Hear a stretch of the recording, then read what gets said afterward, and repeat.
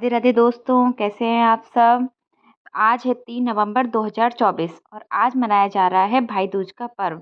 इस दिन बहनें अपने भाई के मस्तिष्क पर तिलक करती हैं और उनके सुख समृद्धि की कामना करती हैं। तो चलिए जानते हैं इस वीडियो में भाई दूज की कथा और शुभ मुहूर्त क्या है कि बहनें जिस मुहूर्त पे अपने भाई को तिलक कर सके। तो इसमें क्या है कि एक बुढ़िया माई थी, उसके 7 बेटे और एक बेटी थी। बेटी की शादी हो चुकी थी। जब भी उसके बेटे की शादी होती, फेरों के समय एक नाग आता और उसके बेटे को डस लेता था। बेटी की वहीं मृत्यु हो जाती और बहू विधवा। इस तरह उसके 6 बेटे मर गए। 7वें की शादी होना बाकी थी। इस तरह अपने बेटों के मर जाने के दुख से बूढ़ी माई रो रो के अंधी हो गई थी। भाई दूज आने को हुई तो भाई ने कहा कि मैं बहन से तिलक कराने जाऊंगा। माँ ने कहा ठीक है। उधर जब बहन को पता चला कि उसका भाई आ रहा है तो वह खुशी से पागल होकर अपनी पड़ोसन के घर गई और पूछने लगी कि उसका बहुत प्यारा भाई घर आए तो क्या बनाना चाहिए। पड़ोसन उसकी खुशी को देखकर जल भुन गई और कह दिया, दूध से रसोई ले, घी में चावल पका। बहन ने ऐसा ही किया। जब बहन के घर जा रहा था तो उसे रास्ते में सांप मिला। सांप उसे डसने को हुआ। भाई बोला, तुम मुझे क्यों डस रहे हो। सांप बोला, मैं तुम्हारा काल हूँ और मुझे तुम्हें डसना है। भाई बोला, मेरी बहन मेरा इंतजार कर रही है, मैं जब तिलक करा के वापस लौटूंगा तब मुझे डस लेना। सांप ने कहा, भला आज तक कोई अपनी मौत के लिए लौट के आया है जो तुम आओगे। भाई ने कहा, अगर तुझे यकीन नहीं है तो तू मेरे झोले में बैठ जा। जब मैं अपनी बहन के तिलक कर लूं तब तू मुझे डस लेना। सांप ने ऐसा ही किया। भाई बहन के घर पहुंच गया। दोनों बड़े खुश हुए। भाई बोला, बहन जल्दी से खाना दे, बड़ी भूख लगी है।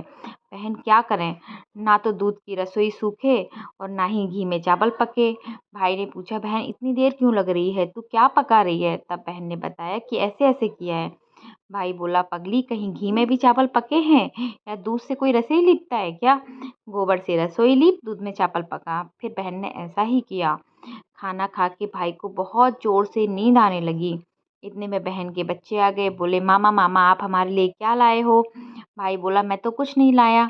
बच्चों ने वह झोला ले लिया जिसमें सांप था। जैसे ही उसे खोला उसमें से हीरे का हार निकला। बहन ने कहा, भैया तूने बताया नहीं कि तू मेरे लिए इतना सुंदर हार लाए हो। भाई बोला, बहना तुझे पसंद है तो तू ले ले, मुझे हार का क्या करना है।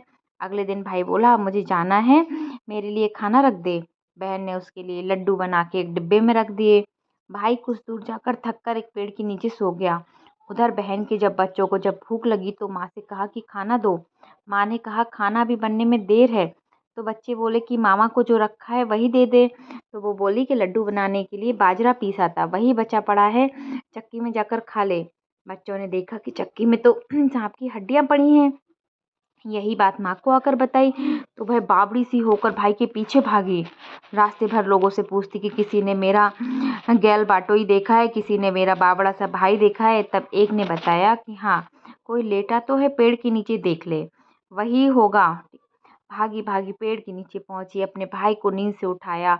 भैया भैया कहीं तूने मेरे लड्डू तो नहीं खाए।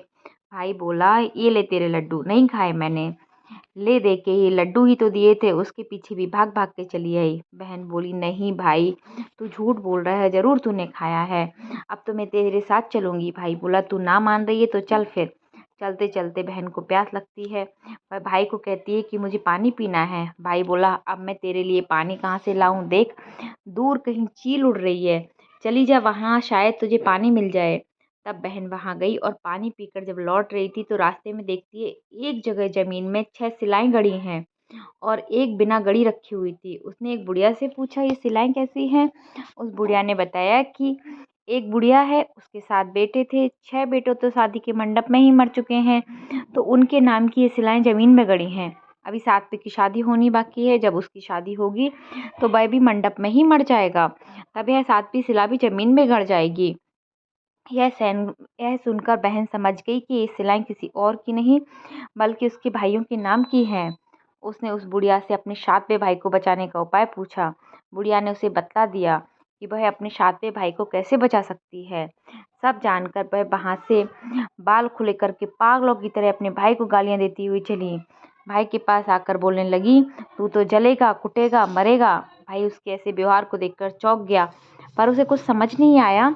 इसी तरह दोनों भाई बहन माँ के घर पहुँच गए। थोड़े समय के बाद भाई के लिए सगाई आने लगी, उसकी शादी तय हो गई। जब भाई को सेहरा पहनाने लगे तो वह बोली, इसको क्यों सेहरा बंधेगा, सेहरा तो मैं पहनूंगी, ये तो जलेगा मरेगा। सब लोगों ने परेशान होकर सेहरा बहन को दे दिया। बहन ने देखा उसमें कलंगी की जगह सांप का बच्चा था। बहन ने उसे निकाल के फेंक दिया। अब जब भाई घोड़ी चढ़ने लगा तो बहन फिर बोली, ये घोड़ी पर क्यों चढ़ेगा, घोड़ी पर तो मैं बैठूंगी, ये तो जलेगा मरेगा, इसकी लाश को तो चील कौवे खाएंगे। सब लोग बहुत परेशान, सबने उसे घोड़ी पर भी चढ़ने दिया। अब जब बारात चलने को हुई तब बहन बोली, ये क्यों दरवाजे से निकलेगा, ये तो पीछे के रास्ते से जाएगा, दरवाजे से तो मैं निकलूंगी। जब वह दरवाजे के नीचे से जा रही थी तो दरवाजा अचानक गिरने लगा। बहन ने एक ईंट उठाकर अपनी चुंडी में रख ली, दरवाजा वहीं की वहीं रुक गया। सब लोगों को बड़ा अचंभा हुआ। रास्ते में एक जगह बारात रुकी तो भाई को पीपल के पेड़ के नीचे खड़ा कर दिया। बहन कहने लगी, ये क्यों छांव में खड़ा रहेगा, ये तो धूप में खड़े रहेगा, छांव में तो मैं खड़ी होंगी। जैसे वह पेड़ के नीचे खड़ी हुई तो पेड़ गिरने लगा। बहन ने एक पत्ता उठाया और तोड़कर अपनी चुंडी में रख लिया, पेड़ वहीं की वहीं रुक गया। अब तो सबको विश्वास हो गया कि बाबली कोई जो जादू टोना सीख कर आई है, जो बार बार अपने भाई की रक्षा कर रही है। ऐसे करते करते फेरों का समय आ गया। जब दुल्हन आई तो उसने दुल्हन के कान में कहा, अब तक तो मैंने तेरे पति को बचा लिया, अब तू ही अपने पति को और साथ ही अपने मरे हुए जेठों को बचा सकती है। फेरों के समय एक नाग आया। वो जैसे ही दूल्हे को डसने हुआ, दुल्हन ने उसे एक लोटे में भर के ऊपर से प्लेट से बंद कर दिया। थोड़ी देर बाद नागिन लहर लहर करती आई, दुल्हन से बोली, तू मेरा पति छोड़। दुल्हन बोली, पहले तू मेरा पति छोड़। नागिन ने कहा, ठीक है, मैंने तेरा पति छोड़ा। दुल्हन, ऐसे नहीं, पहले 3 बार बोल। नागिन ने 3 बार बोला, फिर बोली कि अब मेरे पति को छोड़। दुल्हन बोली, एक मेरे पति से क्या होगा, हंसने बोलने के लिए जेठ भी तो होने चाहिए, एक जेठ भी छोड़। नागिन ने जेठ के भी प्राण दे दिए। फिर दुल्हन ने कहा, एक जेठ से लड़ाई हो गई तो एक और जेठ, वो विदेश चला गया तो तीसरा जेठ भी छोड़। इस तरह एक एक करके दुल्हन ने अपने 6 जेठ जीवित करा लिए।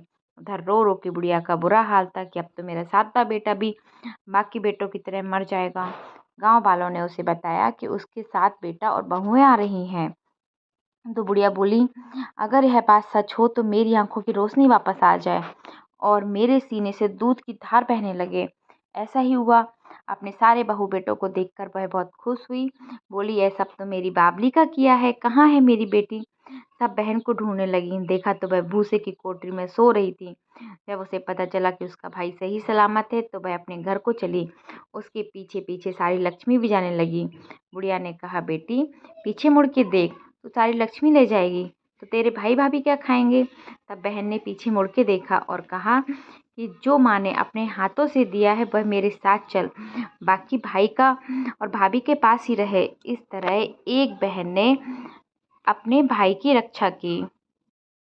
दोस्तों, ये हुई भाई दूज की कथा। अगर आपको ये वीडियो पसंद आए तो आप शेयर करें, सब्सक्राइब करें और लाइक करें। राधे राधे दोस्तों।